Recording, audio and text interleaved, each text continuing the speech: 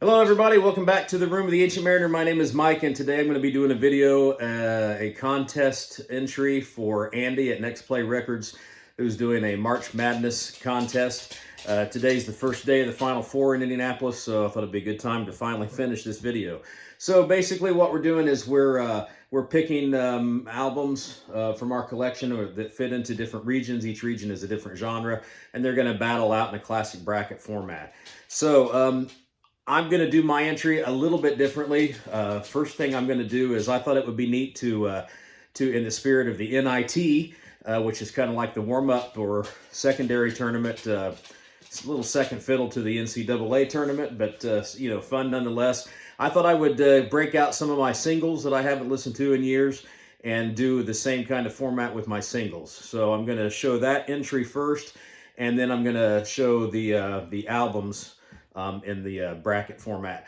I chose not to pick a lot of my favorites from any genre, simply because those of you that watch my channel know that I'm primarily a rock and metal kind of guy. So I didn't feel it would be very fair at all for me to stack this with favorites from the rock and metal field. If I had Paradise Theater or Power Slave or Master of Puppets in here, I mean, those things are going to win hands down. So I wanted to get into my collection and pick a few things that I haven't listened to in a while, that a lot of people probably don't show, and I wanted to show all vinyl. So in order for me to do that, I had to kind of change things around a little bit. So anyway, I hope you enjoy what I've got for you. Let me switch views here and get everything set up to show you, and we'll be right back.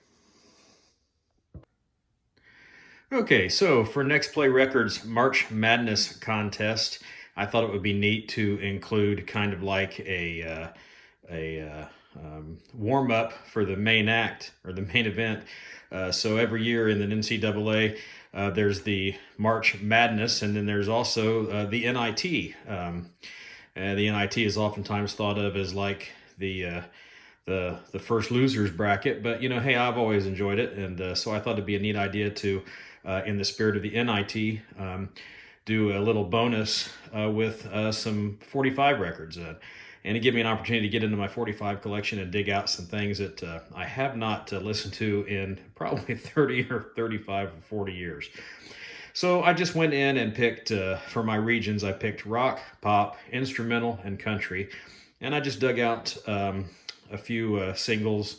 None of these are, they're not favorites of mine, but obviously I've liked these songs, or I wouldn't have ever bought them as singles when I was growing up. So let's see what we got here in our regions.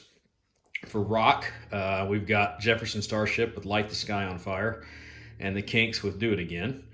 In the pop region, we have Frankie Goes to Hollywood with Two Tribes, and Kim Wilde with Kids in America.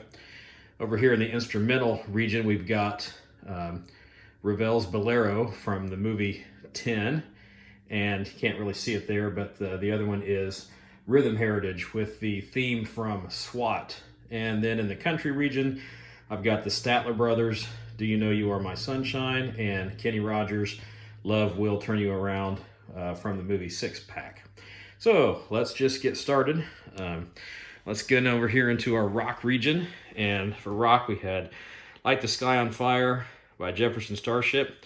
This was a single that was released on the album Gold. Or actually, it's a track that was included on the album Gold, but it was first seen and heard on a really goofy holiday special, Star Wars holiday special, years ago that is probably a cult classic for fans of Star Wars, but it was really a really goofy show. But anyway, great song. You don't hear it too often anymore. And then the Kinks, Do It Again from, I'm going to get the back of it here, from the album Word of Mouth. Came out in the mid-'80s, not sure exactly what year. But a good example of 80s Kinks, and this song retains the classic style of the Kinks with a kind of a modern 80s rock sound. So these two, both great songs, but the winner of the rock region is the Kinks. Let's Do It Again. We'll put them over here. And moving down to pop, we had Frankie Goes to Hollywood with Two Tribes and Kim Wilde with Kids in America. Both these tunes are good examples of 80s pop, rock, pop. Both songs are really kind of hard driving, keyboard driven. The lack of guitars kind of makes it more of a pop category than than rock. But Two Tribes is really driving. Has interesting vocals. Was a really neat video for the song. Kids in America was a really awesome song. Driving tempos, catchy choruses. But in the end, I preferred Frankie Goes to Hollywood with Two Tribes. So we'll move them over into that category. Yeah, moving on to instrumental. We have from the movie 10. This is Ravel's Bolero, conducted by Henry Mancini and his orchestra, and then the theme from SWAT by Rhythm Heritage. Now, Ravel's Bolero is one of my all-time favorite instrumental pieces. It's just a very simple but elegant and classic sounding piece of music. I've always enjoyed listening to it. But Rhythm Heritage is monster funk with a killer riff and driving rhythm section. One of my favorite theme songs from any TV shows ever. So I'm going to go with Rhythm Heritage and theme from SWAT. Put that over there. And then down in the country region, we've got the Statler Brothers with You. Did You Know You Were My Sunshine? And Kenny Rogers, Love Will Turn You Around. Statler Brothers, rooted in gospel, not real traditional country, much more gospel than country, but very similar to, the Oak Ridge Boys as far as the diversity of the voices. There's good baritone in this song. But Kenny Rogers, Love Will Turn You Around. Really always loved that opening acoustic guitar riff, and his voice is legendary. And this is one of my all-time favorite movies, Six Pack, and I've always really loved this song, so we're going to move it over into the bracket, the country bracket. All right, so that gives us our final four. So our single final four, and in the first match or round, we're going to have the Kinks, Do It Again versus Frankie Goes to Hollywood with Two Tribes. Both great songs. I really liked the Frankie Goes to Hollywood, Two Tribes. Always liked Relax, too. That was a great 80s pop song. But I'm going to have to go with classic rock. And this Kinks song has great vocals by Ray Davies, really awesome guitar riffs, a driving beat, and a catchy chorus. It's a really great rock song, I think. So we're going to go with Do It Again. And then over here in the instrumental versus country, we've got Rhythm Heritage with the theme from SWAT, Kenny Rogers, Love Will Turn You Around. Man, this is close. I really like both songs a lot. I love this. I love Love Will Turn You Around. It's probably one of my favorite country songs ever. But when I broke out this Rhythm Heritage theme from SWAT and listened to it, probably had to turn it over to get the right side. It was overjoyed to listen to that. It's such a great instrumental track, and I really love it. So we'll put that there, and that gives us our final match of Kinks, Do It Again, and Rhythm Heritage theme from SWAT. And man, this sounds like it should be really simple. I mean, I'm a huge rock fan. Rock is my thing. The Kinks are one of the greatest rock bands of all time. But it all comes down to the song and what you think of the song. And I just absolutely love the theme from SWAT by Rhythm Heritage. And that is going to be my winner of the 45 competition. So here's the winner of the NIT type bracket for the singles. This is Rhythm Heritage with the theme from SWAT on ABC Records. Okay, here we are. And let me show you my brackets for the main contest here. So my regions, I selected rock, pop, country, and jazz. So I'll be honest, I wanted to use my vinyl, and I'm kind of limited as to far as quantity in my jazz and country categories.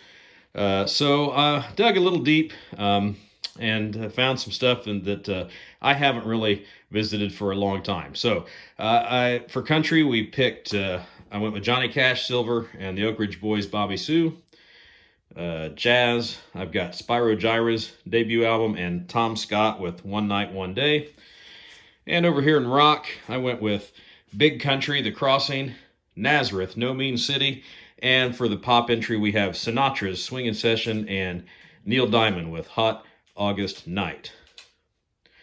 So let me change views and we'll show you how each one of these fared off with each other. Okay, here we are back again, and now we'll show you each of these matches from each region. So we're going to start with the country region, and I went with a couple of albums that you know, most of the people that watch my videos, I don't know if I have a lot of country, if a lot of you are country fans. Country's not my favorite genre.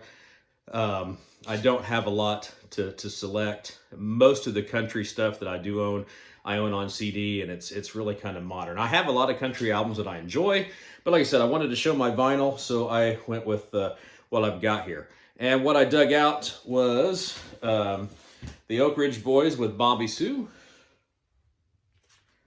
There's the front and the back of that. This one came out in 1980 something or other. 81, I think, maybe.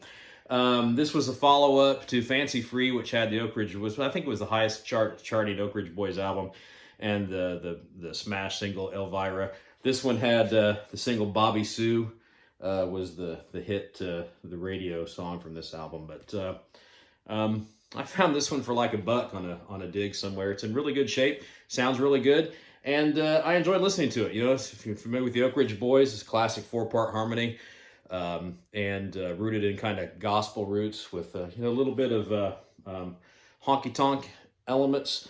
Bobby Sue's kind of a rockabilly song, but this is you know, good stuff on here. Bobby Sue's a really neat song, and there's a cover of Up on Cripple Creek by the band that's on this album. Really well produced. The session musicians are really good. It's a good album. It's fun to listen to. So I enjoyed getting that out and listening to that. Going up against the Oak Ridge Boys, I dug out this one. This is Johnny Cash, Silver. There's the back of that. And I'll be honest, this album came out in like 1979. I was 9 years old when this came out. When I was a kid and a teenager, I was not a Johnny Cash fan. Johnny Cash was not a person that I really enjoyed listening to. I was getting into hard rock and metal, and you know, in hindsight, looking back, I should have been a Johnny Cash fan, because even though he sang country music and gospel, Johnny Cash epitomizes all that is rock and roll and the spirit of metal. And I think now, as a guy in my 50s and a lover of music, Johnny Cash is one of you know, one of my all-time favorite performers. You know, so I didn't, you know, I wasn't real familiar with this album. In fact, I'm embarrassed to admit that I always thought when I would kind of fly through this in my collection, I thought this was like a greatest hits collection. And then when I was, you know, picking what to do for the video, I researched the album a little bit, only to find no, this was a studio album from 1979. You know, I honestly, I hadn't listened to this album probably in 40 years until I dug it out for this video. And I'm glad I did, because it's an amazing album. Any collection of Johnny Cash songs is going to be rewarding to listen to. You know, this probably isn't going to be representative of the best thing if you're new to Johnny Cash or want to start listening to him. I probably wouldn't recommend this album, but getting this out of my collection and listening to it, very, very enjoyable. This has got some really good songs on it. The L&N, Don't Stop Here Anymore, Lonesome to the Bone, Bull Rider, storytelling country songs. This one has a cover of Ghost Riders in the Sky, Johnny Cash's version. I'm most familiar with the Outlaws version, and I'll probably get that out here in another video when I do my Southern Rock video. Yeah, this is a great version of that. Cocaine Blues, Muddy Waters. this is a really great album, top to finish. It's got good songs on it, and this is an album to feature some early Nashville session musicians that went on to have other big careers. Ricky Skaggs being one, and then there are also there are guest appearances on here from George Jones, and I think maybe somebody else, and it also has Marshall Grant from the original, one of Johnny's original trio, plays on several of these tunes. So an excellent album, very enjoyable to listen to, and reminds me of why I really like Johnny Cash. So between these two, both really good albums, the winner in the country region is going to be Johnny Cash Silver. So we'll put that aside. Now let's step over to jazz. Again, love jazz music. I just don't have a lot of jazz vinyl. The vinyl that I do have is very much geared mostly towards saxophone based music. As a kid growing up, I played the saxophone in band, so I really enjoyed listening to saxophone based fusion jazz. Was what I was into when I grew up. And again, in this field, I didn't want to throw things in there like Kind of Blue or Blue Train. I didn't want to put classics in there, even though just because as much as I love those albums, I'm always going to go with hard rock and metal classics. That's just my thing. So again, it was fun to dig some of these out and listen to these. So I went with One Night, One Day by Tom Scott, who was kind of legendary sax player, known for his solo material and his work with his band LA Express. This is kind of a unique album, according to the liner notes, because it was actually allegedly recorded live in the studio in one take. Each of the song was recorded live in one take. And what we have here is just kind of traditional fusion, modern fusion jazz sound. This album has a little bit of variety to it, a lot of the songs were written by this producer Patrick Williams. So there are there's kind of driving jazz fusion. There's a New Orleans flavored song on here, and then there's the highlight of this album is a song called Romances for a Jazz Soloist and Orchestra, which features a lot of lush orchestral overtones, and then Tom as the jazz soloist, adding his unique sound to what a typical orchestra would be playing in the background. Really great album. I listened to this a lot growing up, but I haven't dug it out of the collection for quite some time. Unfortunately, the album doesn't sound really good because I played it on really bad record players growing up.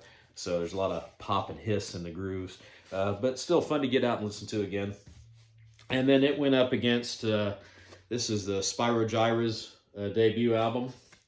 Spyro Gyra was one of the first jazz fusion groups I started listening to, fronted by a guy named Jay Beckenstein, who's the sax player, longtime cohort Jeremy Wall. I'm not sure who's left in this band anymore, but Dave Samuels played Miranda.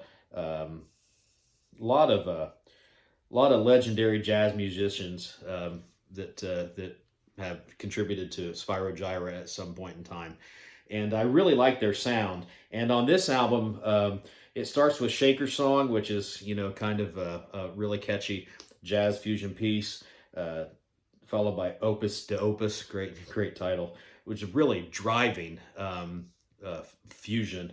Then Pygmy Funk, which is a lot of kind of neat time signature elements and driving the sound of funk. This is really good instrumental music, and Jay Beckenstein has a knack for taking a saxophone and turning it into a quasi rock instrument. So really exciting album to listen to. It's not my favorite in the Spyro Gyra collection, but again, like I said, this is one of the few that I have on vinyl, And it was very enjoyable to get this out and listen to this. Always loved this band, and this is a really good representation and starting point for for what they would do. So in the jazz category, these are both great albums. I went with Spyro Gyra. So we'll set that one aside. Okay, that's first two regions.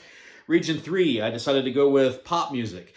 And I thought about, again, I don't have a whole wide selection of pop. Pop's not my favorite genre.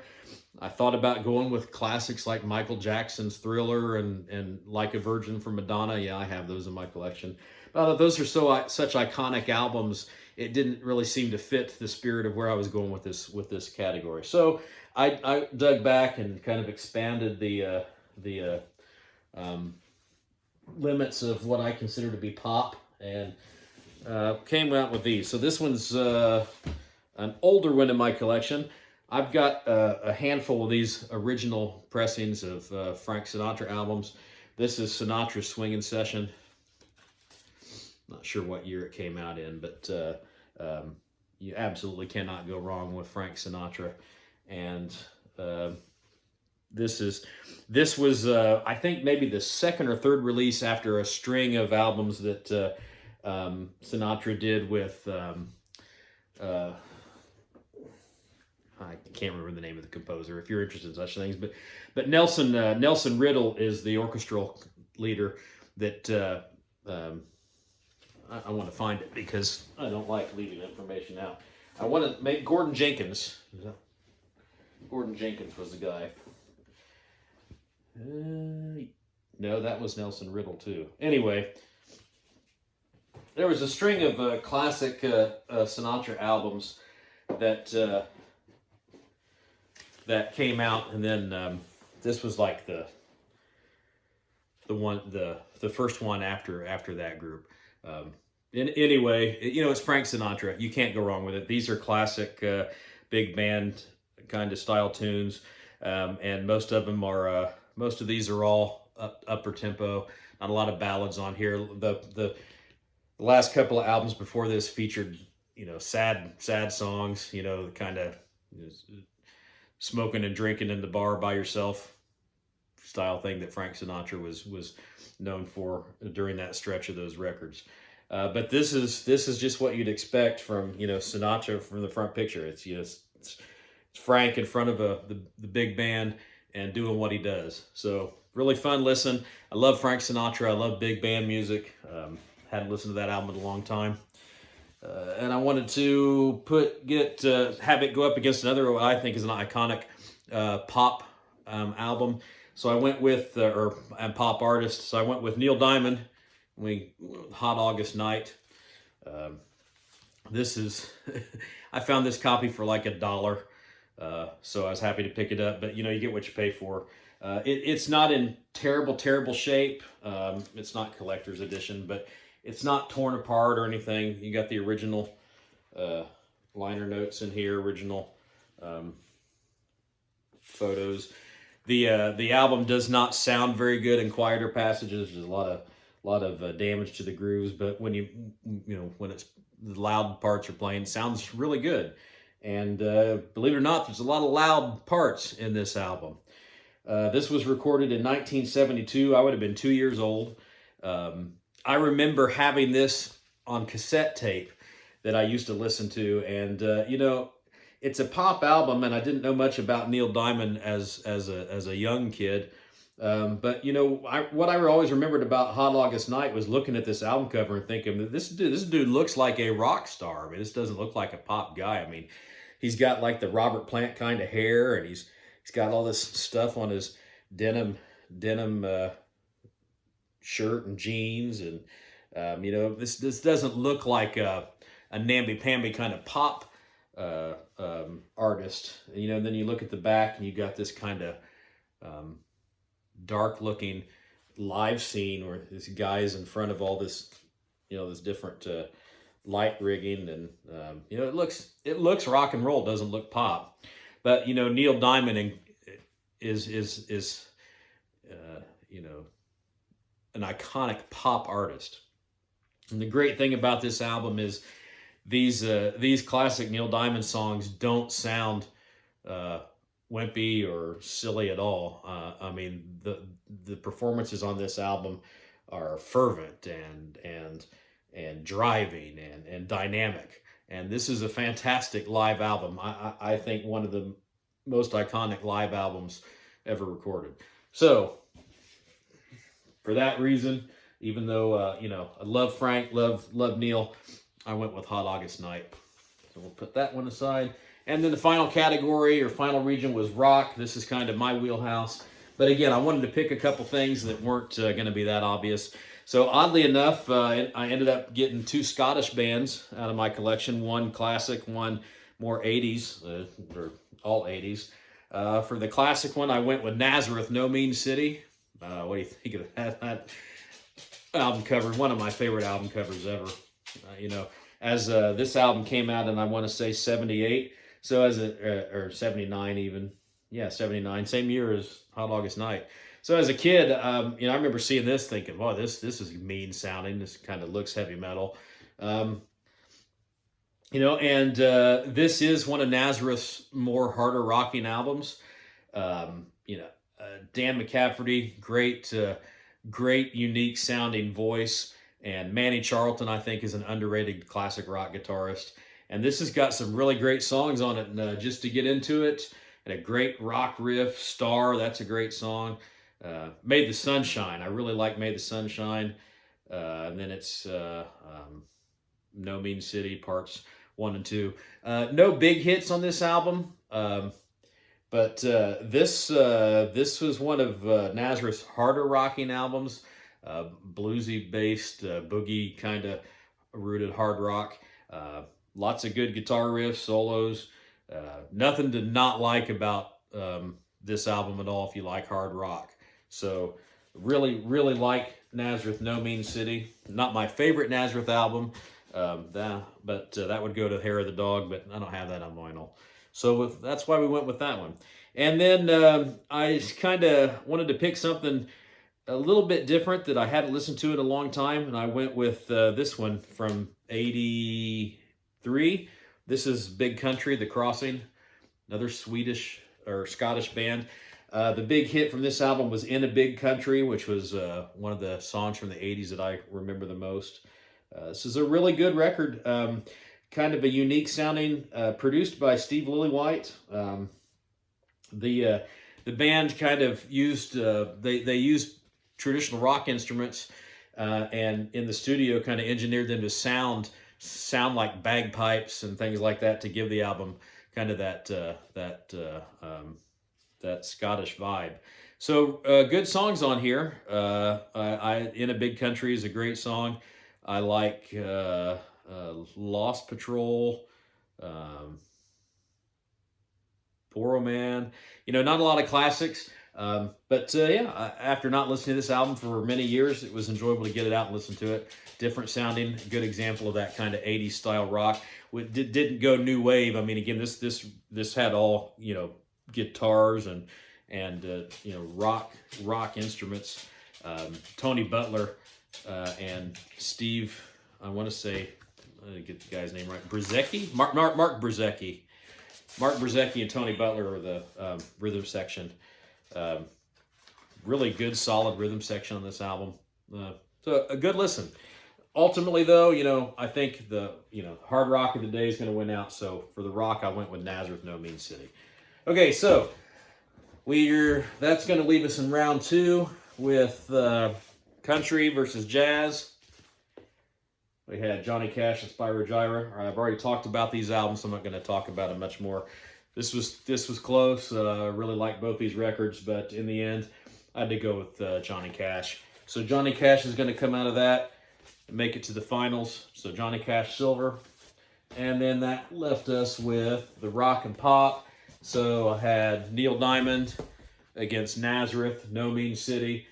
You're going to surprise a lot of people, and I might have to cash in my rock and roll card. But as much as I love this album by Nazareth, I think that Hot August Night is a much more high quality recording and product and album, and I had to go with it. So we got Neil Diamond with Hot August Night, going to make it out of that. So that's going to leave the final couple of legendary performers in their areas. Johnny Cash, Neil Diamond, both legendary. Both ironically made comebacks late in their career by recording for Deaf American Records with Rick Rubin producing their albums. I'd recommend checking those out if you've never heard any of those. But yeah, American icons in the music business. Tough choice. I mean, a really tough choice. Both very enjoyable listens. But when it came down to it, I went with Neil Diamond's Hot August Night. So to wrap up, I didn't want to stack the deck in this video. I didn't want to pick something that I thought would be a glaring favorite. And in hindsight, I don't know. I've always identified this as one of the most iconic live albums that there are in any genre. But the thing about Hot August Night is this: these are goofy, kind of weird pop 70s pop songs by a clearly pop artist in Neil Diamond. But this album and these performances on this album, they transcend that. And songs like the Crunchy Granola Suite, Done Too Soon, Cherry Cherry. Oh my gosh! I mean, they're delivered with a fervor and ferocity and precision of a hard rock icon. And Neil Diamond brought the goods on this album, all across this whole thing, to even the slower songs. Classic Sweet Caroline. I mean, come on, everybody sang that song at some point in time.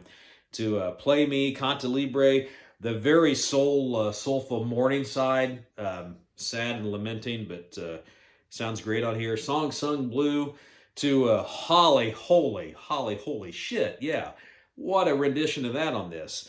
I Am, I Said, Suleiman, and the encore to end all encores, Brother Love's Traveling Salvation Show. This thing's a monster. It's just a monster from top to bottom. There's a CD version out that has some additional tracks on it. If you've never heard Neil Diamond Hot August Night, I really recommend you go get it and listen to it. And I think that Hot August Night is one of those albums that everybody should have in their collection. End of story. So yeah, that's going to be the winner of my March Madness contest. I guess it seems pretty legit since now talking about it, and I didn't want to stack the deck. I kind of did, but obviously I don't think Hot August Night's going to beat Power Slave. But for this, I'm glad to have that and show that, and I'm not embarrassed at all to admit that Hot August Night is probably one of my top 50 favorite albums of all time. Might even be higher than that.